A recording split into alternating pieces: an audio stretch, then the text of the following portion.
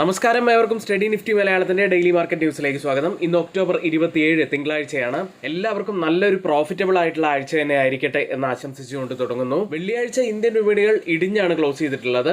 എന്നിരുന്നാലും ഇന്ന് വളരെ ശക്തമായിട്ടുള്ള ഒരു ഗ്യാപ്പ് അപ്പ് ഓപ്പണിങ്ങിനാണ് സാധ്യതയുള്ളത്. നല്ലൊരു പോസിറ്റീവായിട്ടുള്ള ന്യൂസ് കൂടിയുണ്ട്. എല്ലാം നമുക്ക് നോക്കാം.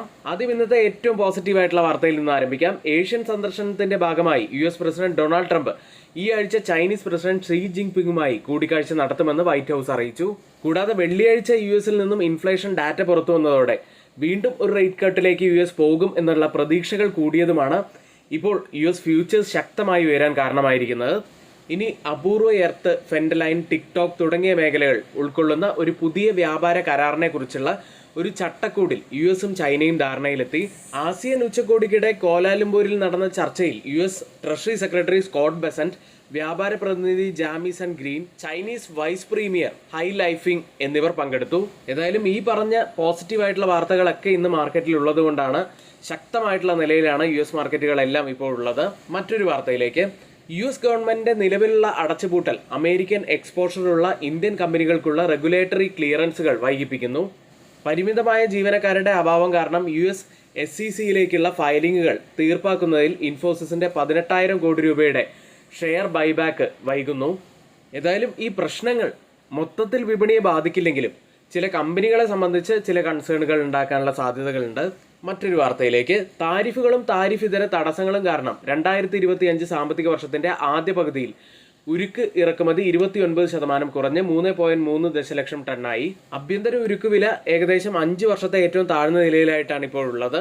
ആഗോള മത്സരവും കുറഞ്ഞ ലാഭക്ഷമതയും കാരണം ഉരുക്ക് മേഖലയുടെ ദുർബലതയെക്കുറിച്ച് RBI ബുള്ളറ്റിൻ മുന്നറിയിപ്പ് നൽകി. ദുർബലമായ വിലയുടെ സമ്മർദ്ദം കാണിക്കുന്ന തരത്തിൽ JSW സ്റ്റീലിന്റെ ലാഭം 2178 കോടിയിൽ നിന്ന് 1493 കോടി രൂപയായി സെക്കൻഡ് ക്വാർട്ടറിൽ കുറഞ്ഞിരുന്നു. ഇന്ത്യയുടെ ഉരുക്ക് ശേഷി 200 ദശലക്ഷം ടണ്ണാണ്. ദേശീയ ഉരുക്ക് നയപ്രകാരം 2030 ആകുമ്പോഴേക്കും ഇത് 300 ദശലക്ഷം ടണ്ണായി ഉയർത്താനാണ് ലക്ഷ്യം.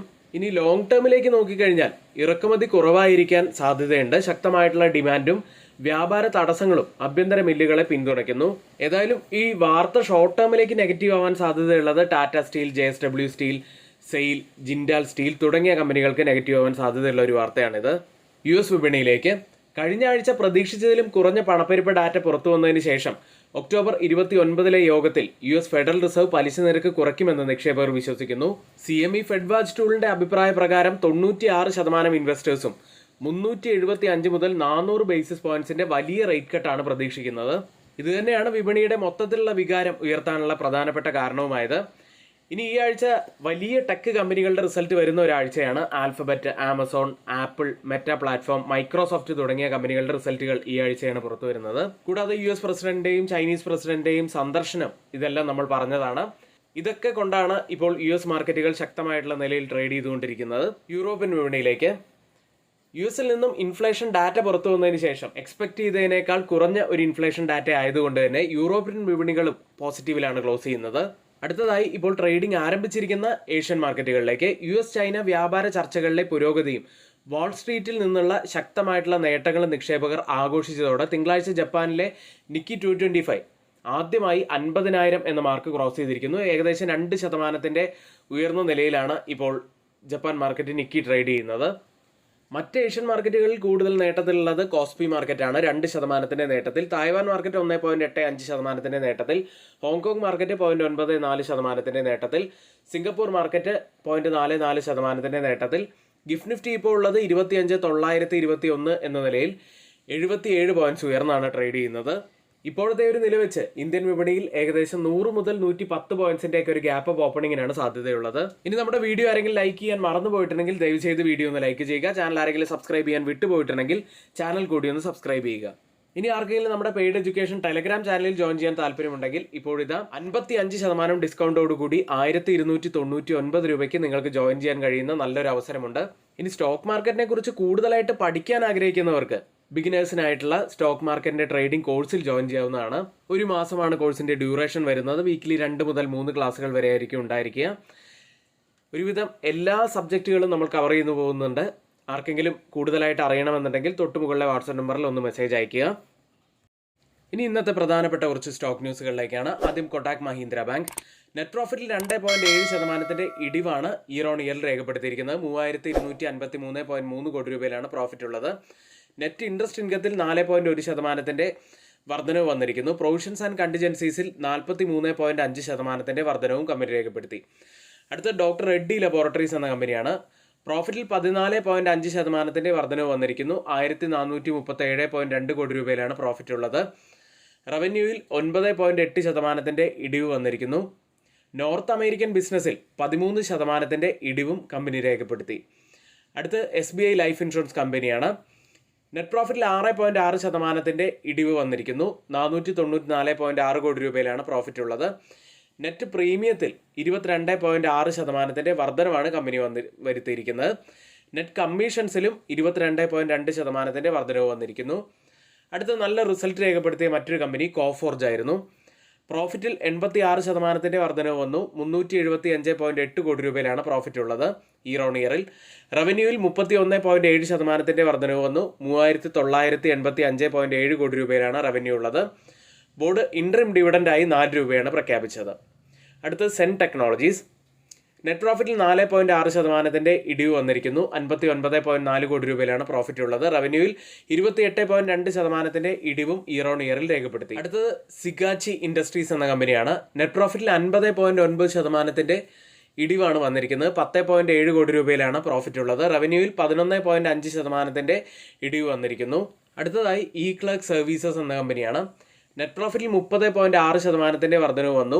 183.2 കോടി രൂപയിലാണ് പ്രോഫിറ്റ് ഉള്ളത്. റവന്യൂവിൽ 20.8% വർധനവ് വന്നു. 1004.9 കോടി രൂപയിലാണ് ഇയർ ഓൺ ഇയറിൽ റവന്യൂ ഉള്ളത്. കൂടാതെ 300 കോടി രൂപ വരെ വിലയുള്ള 6.66 ലക്ഷം കോടി ഓഹരികൾ ബൈബാക്ക് കൂടി ബോർഡ് അംഗീകരിച്ചിട്ടുണ്ട്. ഓഹരി ഒന്നിന് 4500 രൂപ നിരക്കിലാണ്. മറ്റ് സ്റ്റോക്ക് ന്യൂസുകളിൽ ആദ്യം NCC ആണ്.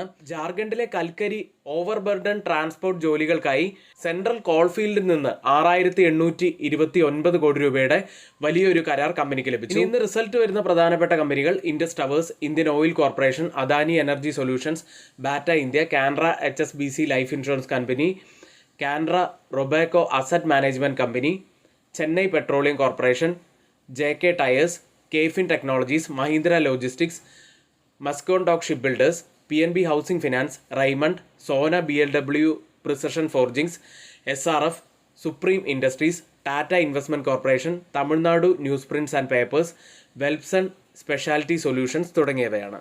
ഇന്ന് F&O സെഗ്മെന്റിൽ ബാനായ സ്റ്റോക്കുകൾ സെയിൽ, സമ്മൻ ക്യാപിറ്റൽ തുടങ്ങിയവയാണ്. അടുത്തതായി FIDA ആക്ടിവിറ്റിയിലേക്കാണ്. FIS 622 കോടി രൂപയ്ക്കാണ് വെള്ളിയാഴ്ച ബൈ ചെയ്തത്. DIS ആവട്ടെ 173 കോടി രൂപയ്ക്ക് ബൈ ചെയ്തു. FIS വീണ്ടും ബൈയിങ്ങിലേക്ക് തിരികെ വരുന്നത് വളരെ പോസിറ്റീവായി തന്നെ കാണാം. ഇന്ന് നിഫ്റ്റിയിലും ബാങ്ക് നിഫ്റ്റിയിലും ശ്രദ്ധിക്കേണ്ട പ്രധാനപ്പെട്ട കുറച്ച് കാര്യങ്ങളിലേക്ക്. നിഫ്റ്റി 25,795 96 പോയിന്റ്സ് ഇടിഞ്ഞാണ് ക്ലോസ് ചെയ്തിട്ടുള്ളത്.